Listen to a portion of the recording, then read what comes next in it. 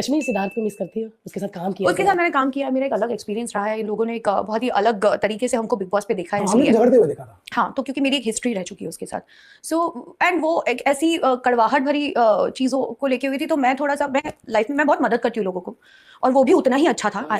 But कभी-कभी हमारे जो 1.5 से पौने 2 साल हमने काम किए साथ में, उसमें इतने मनमुटाव कभी-कभी हो गए थे। हाँ, हम लोग बात नहीं करते थे। हाँ, हम बात नहीं करते थे। हाँ, हमने 9 महीने बात नहीं की। 9 महीने बाद हमारे बीच में बातचीत शुरू हुई।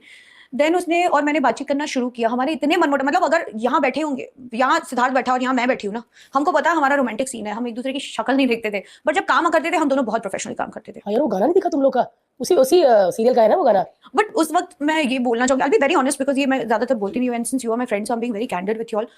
You are the wonderful, very knowledgeable coactor I have worked with, and दिल का भी उतना ही अच्छा था। बट मेरे लाइफ में उस वक्त ना 2018 was not a very good phase that I had gone through. मैंने बहुत कुछ उथल पुथल देखी, सीखा, और उसको पता था ये। तो जब हमारा फैमिली सीन वीक आया था, तो जो मुझे पानी पिलाने आया था, बिकॉज सिर्फ उसी को पता था what I am going through, और मैं उसी को देख रही थी, क्योंकि हमारी सिर्फ आंखों ही आंखों में बात हो रही थी। और वो आया, उसने मुझे पकड़ा, और it was a very real way. He said that कि अभी अब तक नहीं बोली ना, आगे भी कुछ नहीं करना है, चुपचाप। मतलब it was very unsaid between me and him, और उसने मुझे पानी पिलाया, और मैंने उस चीज की रिस्पेक्ट भी की, मैंने पानी पिया। बट इसीलिए बाद में वो छेड़ रहा था। वो भव्या जो मेरी भतीजी है, वो सेट पे आती थी, उसको बहुत पसंद था सिद्धार्थ। वो जब भी आता, वो जब भी सेट पे आती थी तो उसको मिलने पहले जाती थी, क्योंकि वो बहुत मस्तीखोर है। उसको तो सिद्धार्थ उसको पकड़ के एकदम उछाल देता था, तो उसके ऊपर ट्रस्ट करके वो खुश आ रहे। तो मैंने बोला हमें बात नहीं करनी हुई ऐसे बात। बट वो खेलता था उसके साथ गोद में बैठा के, और उसके साथ उसको बच्चे बहुत पसंद थे उसको। तो मैं भी कुछ नहीं बोलती थी, क्योंकि वो जो भी था मेरे और उसके बीच में था। तो हम लोग कभी ऐसे, हाँ, प्रोफेशनली हमारे मनमुटाव बहुत रहे हैं, और पर्सनली भी हमारी कुछ ऐसी हिस्ट्री है जो मैं कभी ना तभी बोली ना मैं आज बोलूंगी। I'll keep it very respectful now that he's not there. Wherever he is, yeah, it does not make sense.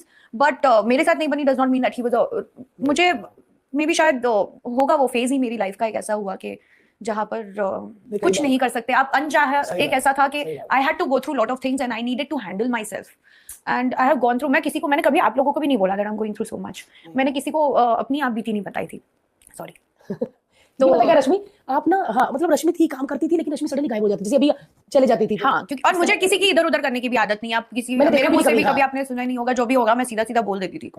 और बिग बॉस का फॉर्मेट मुझे नहीं समझ में आता था। बिग बॉस मैंने प्योरली पैसों के लिए किया था, मुझे पैसों की बहुत जरूरत थी, और मैं कोई ऐसे दिमाग में रख के नहीं गई थी कि मैं ये करूंगी। Of course everybody wants to win, everybody was into that race, but मैंने अपनी गलतियों से सीखा। मेरी गलतियां देख देख के लोगों ने भी बहुत सीखा, लेकिन क्रिटिसाइज करने के लिए I think I have moved on, but they are still there. तो कभी कभी ऐसे लगता है कि ये शो ने मुझे बहुत कुछ दिया। I am very happy and glad that I did big boss, वरना मेरी लाइफ के कुछ ऐसे पन्ने थे, या तो फट जाते, या तो फिर वो बुक इतनी गंदी तरीके से अधूरी रह जाती और मैं ना रहती वाला हिसाब हो जाता।